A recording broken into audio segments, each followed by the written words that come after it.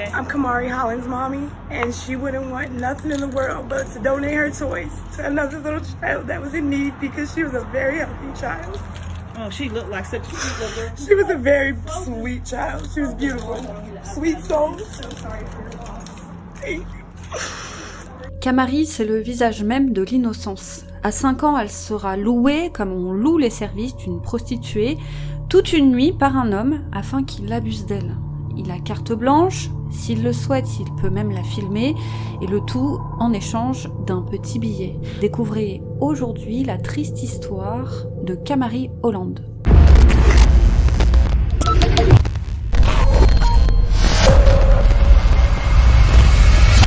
Hello tout le monde, moi c'est Lila. Et moi Lydia. Et nous sommes les Crime Sisters. Et cette semaine, on a le plaisir de vous présenter notre sponsor du jour qui est le jeu Homescapes. C'est un jeu auquel on joue beaucoup avec ma sœur en ce moment. On a, même si on est très différentes, de gros points communs. On adore les intrigues, les aventures, un peu à l'image de notre chaîne. Et j'avoue qu'en ce moment, c'est un petit peu notre petit péché mignon. Dans ce jeu, vous incarnerez le personnage d'Austin, un majordome qui retourne dans la maison de ses parents et la retrouve en piteux état. Il essaie donc de tout faire pour la restaurer et persuader ses parents Olivia et William de ne pas la vendre. Alors vous allez suivre ses aventures et interagir avec les différents membres de sa famille et ses amis que vous pouvez voir en ce moment même à l'écran. Ainsi, vous pourrez suivre la romance entre Austin et sa voisine Catherine qui s'aiment depuis l'enfance mais qui ont du mal à s'avouer leurs sentiments l'un pour l'autre et découvrir s'ils parviendront un jour à faire passer leur relation au niveau supérieur. Et vous pourrez aussi suivre ses aventures avec ses amis qu'il est toujours prêt à aider et qui ont chacun leur propre histoire et leur propre personnalité. Ce jeu est aussi addictif, vous le verrez qu'une série télé. Vraiment, chaque personnage est profond et bien écrit. Sans compter qu'il y a toujours des mises à jour. Elles sont faites régulièrement, donc il y a toujours du nouveau. Pour avancer dans l'histoire, vous allez devoir jouer à des jeux de match de 3 et à des mini-jeux uniques. Oui, vous allez devoir sauver les personnages de situations inattendues et vous devrez collecter un maximum de pièces et d'étoiles grâce auxquelles vous allez pouvoir redécorer votre fameux manoir ainsi que votre jardin. Et forcément, chacun rénove le manoir à sa façon. Avec ma sœur, on y joue toutes les deux, mais on a des manoirs totalement différents. Mais ce n'est pas que le manoir que vous pouvez personnaliser. Vous pouvez également personnaliser les costumes des amis d'Austin, ça c'est vraiment cool. En plus de ça, les graphismes sont jolis, il faut le dire, c'est vraiment un jeu qui est coloré, sans compter que c'est un jeu qui est drôle. Et oui, parce que en plus de vivre plein d'aventures, avec beaucoup de légèreté, il va y avoir beaucoup d'humour. N'hésitez pas à le télécharger car en plus de soutenir la chaîne, vous allez passer un bon moment. Et en plus, vous pouvez y jouer partout, chez vous, dans les transports ou quand vous êtes dehors. Donc si vous cherchez un jeu sympa auquel jouer, n'hésitez pas, il est disponible sur iOS et Android. Et en plus, vous pouvez le télécharger et y jouer gratuitement. Voilà, et si vous téléchargez le jeu Homescapes grâce à notre lien en barre d'infos, vous recevrez en cadeau de bienvenue un pack avec des boosters. Alors on vous laisse le lien en description ou sinon vous pouvez tout simplement scanner le QR code qui s'affiche à l'écran. Alors n'hésitez pas à le télécharger et bien évidemment à nous faire un retour en commentaire quand vous y aurez joué. Quant à nous, on vous laisse avec la vidéo. Tout commence le lundi 13 décembre 2021 à 6h15 du matin par un appel passé par une habitante originaire de Géorgie aux urgences, le fameux 911. Et au bout du fil, une certaine Christy Marie Sippel, âgée de 35 ans, appelle pour signaler l'impensable, la disparition de sa fille, âgée de 5 ans, la petite Kamari Holland.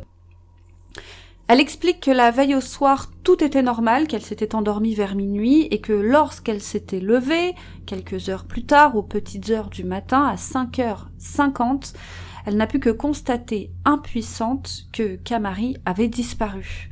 Son lit était vide et plus inquiétant encore, la maman a trouvé la porte d'entrée du domicile grande ouverte. Elle redoute le pire, que sa fille ne soit partie dans la nuit, ou pire même, qu'un individu ait pénétré chez elle dans le but de kidnapper sa fille. Le même cas de figure que dans l'affaire de la petite Riley, qu'on vous a présentée il y a 4 mois déjà, souvenez-vous.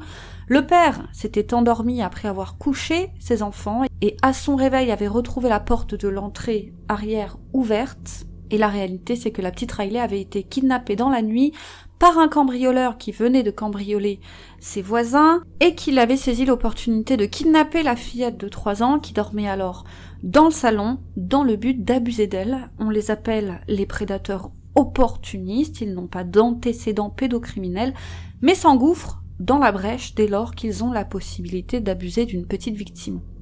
Donc ce que raconte Christy, la maman, c'est malheureusement du déjà-vu. C'est arrivé un nombre incalculable de fois qu'un individu pénètre dans un logement pour kidnapper un enfant.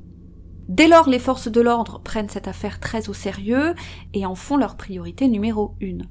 Tous les agents de Columbus sont sur le pied de guerre, il faut retrouver Kamari et chaque minute compte.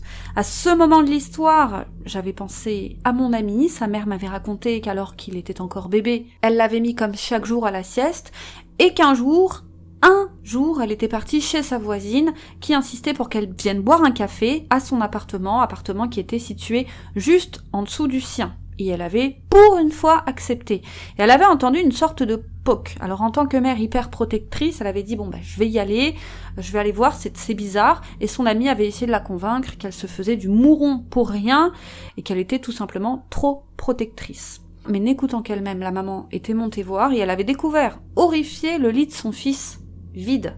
Donc son fils avait même pas 2 ans. Elle avait alors couru dans tout l'appart sans rien trouver, puis dans la rue. Et c'est dans la rue qu'elle avait trouvé son fils en couche-culotte, un biberon à la main, et il s'était réveillé et avait eu l'idée d'aller au petit bois, retrouver sa maman et son frère. C'est un espace vert qui est situé à quelques pas de chez lui, et qu'il avait l'habitude d'emprunter avec sa famille. Alors il avait du haut de ses 2 petites années pensé qu'ils étaient là-bas, alors imaginez la scène d'horreur pour la maman, et une scène à la fois de félicité, retrouver son enfant en couche-culotte, armé de son biberon, en train de marcher seul, comme si de rien n'était, dans la rue. C'est hyper choquant, mais ça peut arriver. Un enfant qui échappe à la vigilance de ses parents lors d'une sieste, c'est du déjà vu. Donc pourquoi pas, après tout? Être parent ne signifie pas être parfait, c'est tout simplement faire de son mieux. Il arrive parfois que les bambins soient pleins de ressources.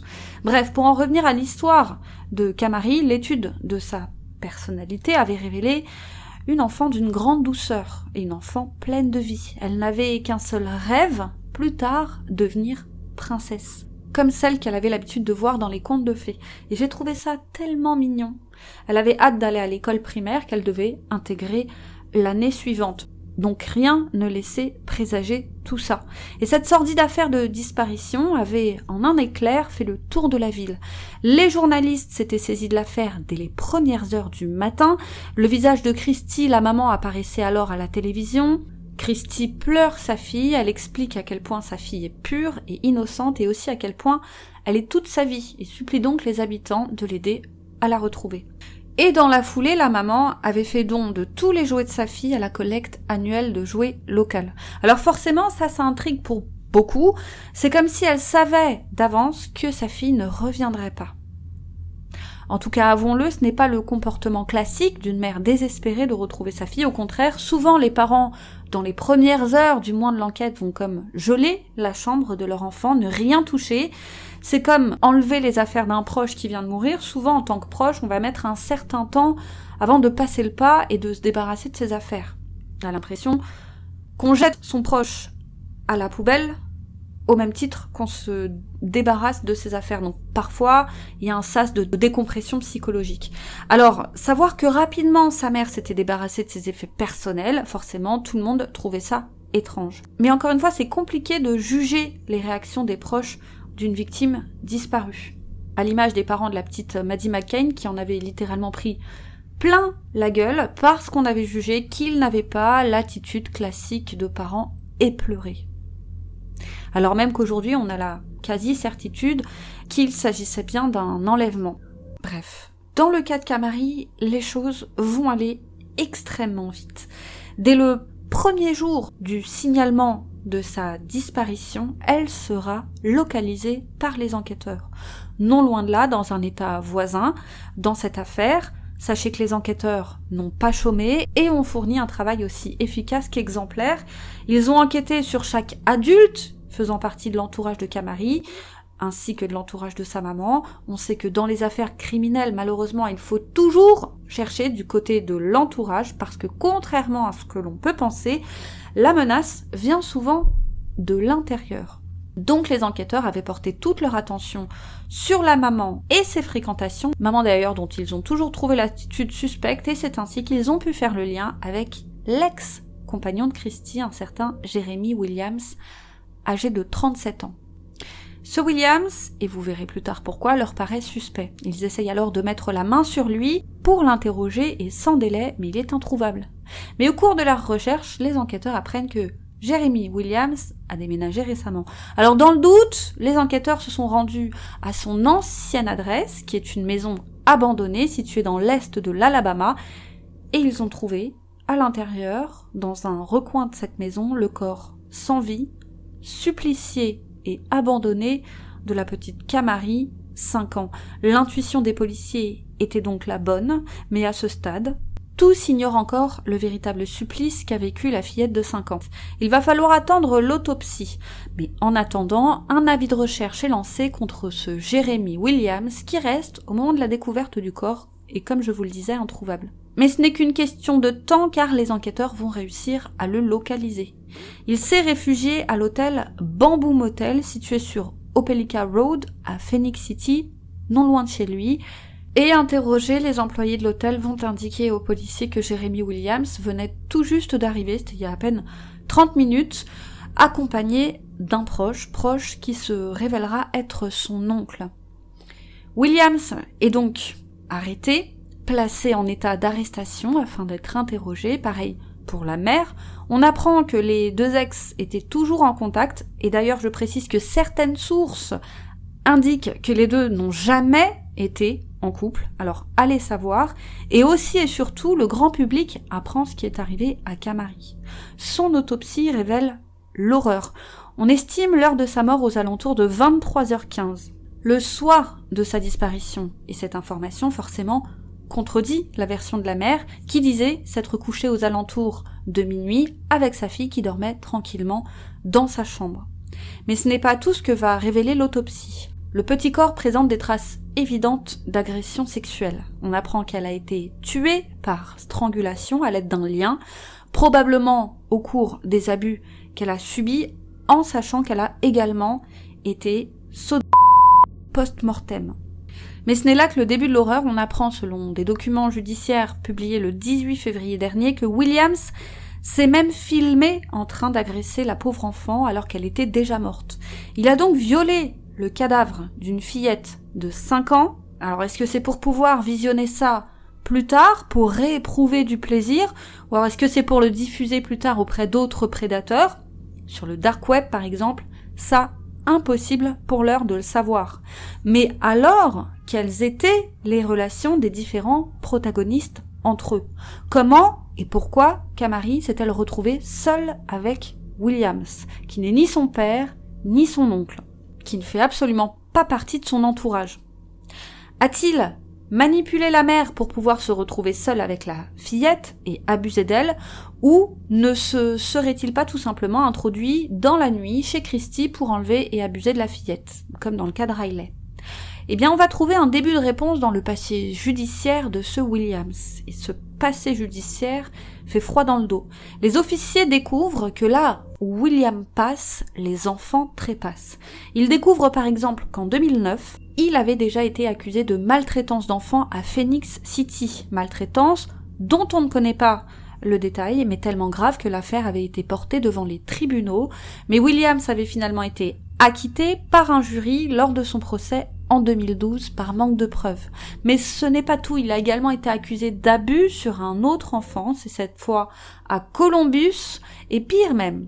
Plus tard encore, il sera le suspect principal dans la mort d'un enfant de 1 an en Alaska. Et encore une fois, il a été libéré par manque de preuves. Puis en 2018, il est cette fois accusé d'avoir chimiquement mis en danger la vie d'un enfant. Sa compagne de l'époque était enceinte de lui et il l'avait exposée aux effluves de marijuana et de ce fait avait été poursuivi. Ce qui veut dire encore une fois que partout où est allé Williams, on trouve tout un tas de traces de maltraitance infantile. Et d'ailleurs, en même temps que l'affaire de Camari, une autre affaire va refaire surface, celle de la mort suspecte de la fille biologique de Williams en 2005. Les autorités de l'Alaska vont rouvrir une affaire vieille de plus d'une décennie, celle de la mort par un traumatisme contondant en 2005 de la petite Nadia Trigness Williams, décédée à l'âge de, tenez-vous bien, 1 mois. Et ça a été classé sans suite, sous le motif de la faute à pas de chance, de l'accident domestique qui finalement, dans le fond, peut arriver à tout le monde. Et donc à l'époque, faute de preuves, encore une fois, aucune accusation n'avait été portée contre Williams. Et à ce stade de l'affaire, difficile d'imaginer ce que vont découvrir les enquêteurs. Ils vont rapidement se rendre compte que la mère est tout sauf une victime dans cette affaire. On découvre qu'elle était au courant de tout. Elle en serait même l'instigatrice. Non, personne n'a kidnappé son enfant dans la nuit. C'est elle qui l'a vendu. C'est elle qui a décidé de louer les services sexuels de sa fille de 5 ans, comme on loue, encore une fois, les services d'une prostituée. En échange d'une certaine somme d'argent, elle a tout simplement autorisé Williams à violer et sodomiser sa fille. Alors il est vrai que la traite d'êtres humains est monnaie courante pour les enquêteurs américains, le phénomène de prostitution infantile étant un problème endémique dans le pays, mais vendre une fillette aussi jeune pour la servir sexuellement en échange d'argent, ça reste quand même peu courant. Mais Christie nie tout et elle ne se laisse pas démonter. La revoilà face caméra, 3 semaines après le début de l'affaire, en larmes, à essayer de convaincre l'opinion publique qu'elle n'y est pour rien. Elle a expliqué en larmes devant les caméras de WTVM, je cite, « Je suis une maman », comme si c'était une excuse à tout. « Je suis une maman et je n'ai rien à voir avec tout ça. Elle était ma raison de vivre, je vivais pour elle tous les jours, j'ai 3 garçons, c'était ma fille unique. » Donc on apprend par la même occasion que la petite Camari n'était pas fille unique, encore une fois, la plupart des informations ayant été gardées confidentielles. Donc elle va crier son innocence et en passant elle va accuser un homme. Selon elle, c'est probablement Corey Holland, le père biologique de Camari, qui a vendu sa fille. D'après ce qu'on peut lire sur internet, c'était Corey Holland qui avait la garde de sa fille. Alors ce n'est pas très clair, ce qui est sûr c'est que Camari voyait bien son père et que pour des raisons encore inconnues, c'est lui qui en avait la garde, pas Christie, et que c'est lorsqu'elle était en visite chez sa maman que Camari a disparu. Et la version du papa biologique qui serait coupable, eh bien, avouons-le, ni les enquêteurs, ni les journalistes, et encore moins la population américaine n'y croient. Corey Holland, le père biologique, va d'ailleurs également s'exprimer, il va exprimer toute sa rage. Pour lui, Christie est un monstre. Il a déclaré par voie de communiqué, je cite, « Une vraie mère protège ses enfants. Elle pourrait mourir pour ses enfants. Christie, elle, c'est un monstre. Ma famille et moi continuerons à lutter contre la perte de notre ange Camari. Nous vous demandons de continuer à lui faire honneur et espérons qu'elle recevra la justice qu'elle mérite. » Quant aux enquêteurs, encore une fois, ils refusent à ce stade de l'enquête de révéler tous les éléments qu'ils ont à leur disposition. Comme ils le disent, ils sont toujours en train d'enquêter sur l'éventuelle implication d'un tiers dans cette affaire. On ne sait jamais. Alors dans le doute, nombre d'informations sont restées et resteront confidentielles jusqu'au procès. Mais il semblerait qu'à l'heure où nous postons cette vidéo, que Williams et Christie ont agi seuls. Et que l'oncle de William, qui était à l'hôtel avec lui, lorsqu'il a été cueilli à l'hôtel, pour ne citer que lui, eh bien, n'est d'aucune façon impliqué dans ce crime.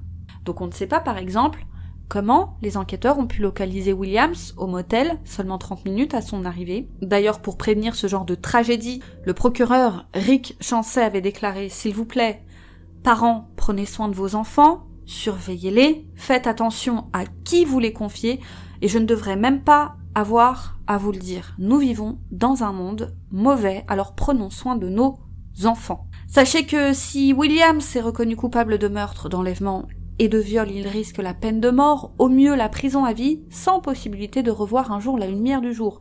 Il est à ce jour, tout comme Christie, derrière les barreaux, dans l'attente de son jugement, dont on ne connaît pas encore la date d'audience.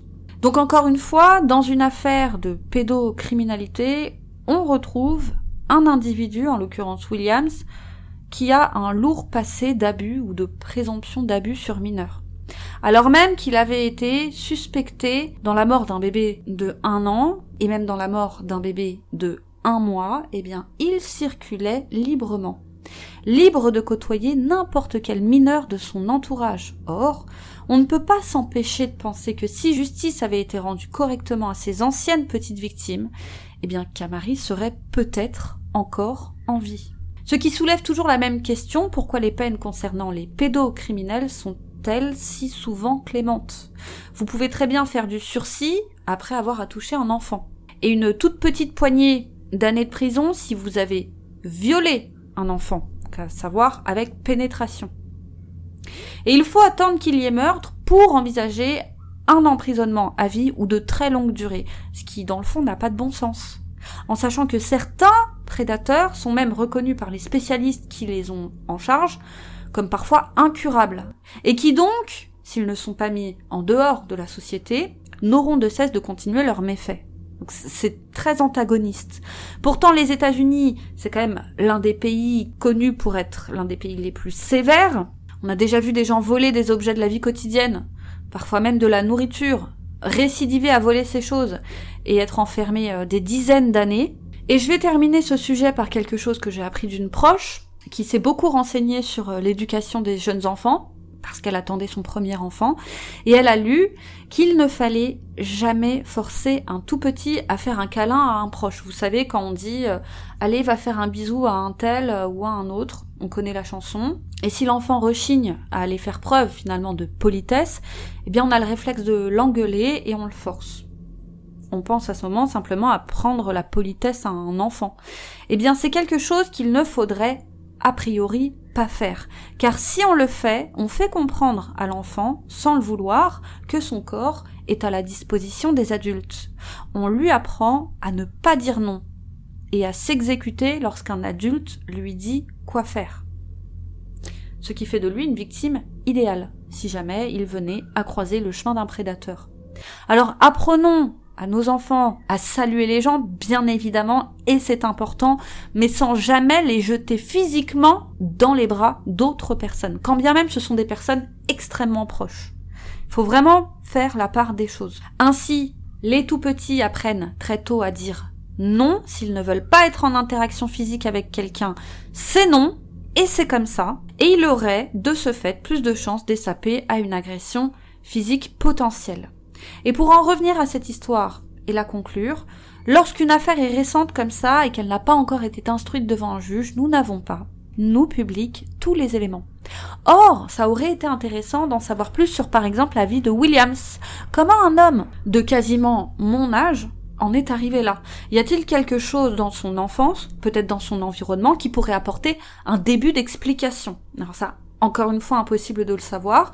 Nul doute qu'on en apprendra plus dans les mois, années à venir, idem pour la maman, quelles sont, et quelles peuvent être, les carences, qu'elles soient morales, affectives, émotionnelles ou autres, qui peuvent pousser une mère à faire violer son bébé. Parce que pour moi, 5 ans, on est plus proche du bébé que de l'adolescent. Alors, comment la vente de la vertu de cet enfant a-t-elle été possible? Est-ce que ça a été un accord verbal par téléphone, suivi d'un échange d'argent? Si oui, combien? Alors, question sordide, mais question quand même. Est-ce que la petite Kamari était vierge lorsqu'elle a été violée par Williams? À savoir, est-ce que c'était la première fois que sa mère l'avait vendue? Alors est-ce que sur ces images que l'on voit de la petite, c'était déjà ou non un enfant martyr? Pour l'heure, sachez que Jeremy Tremaine Williams, 37 ans, est accusé de meurtre capital dans le cadre d'un enlèvement, de meurtre capital également au cours d'un viol, de meurtre capital au cours d'une d'abus de cadavres et de production de pornographie juvénile.